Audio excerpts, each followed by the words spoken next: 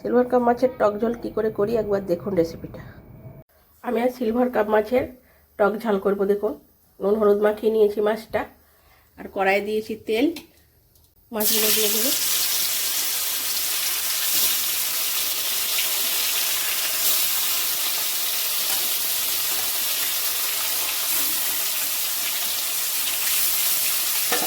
ভালো করে ভেজে নেব। মাছ ভেজে নামিয়ে নিয়েছি।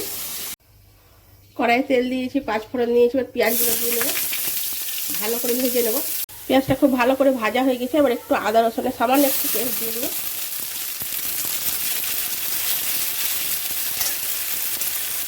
এখানে জিরে গুঁড়ো, ধনে গুঁড়ো, গরম মশলা, হলুদ গুঁড়ো, চিনি, নুন, একটু লঙ্কা গুঁড়ো সব দিয়ে জল দিয়ে এটাকে করে দিয়ে দিই।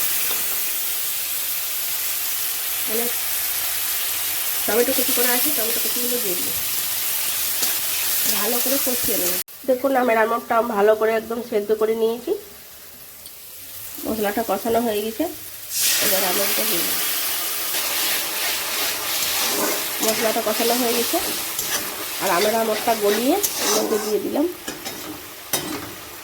ঝোলটা দেখুন ফুটে উঠেছে। এবার মাছ ভাজাগুলো দিয়ে দেবো। মাছের ঝোল হয়ে গেছে, এবার নামিয়ে নেব। সিলভার কাপ মাছের টক ঝোল আমার দেখুন রেডি।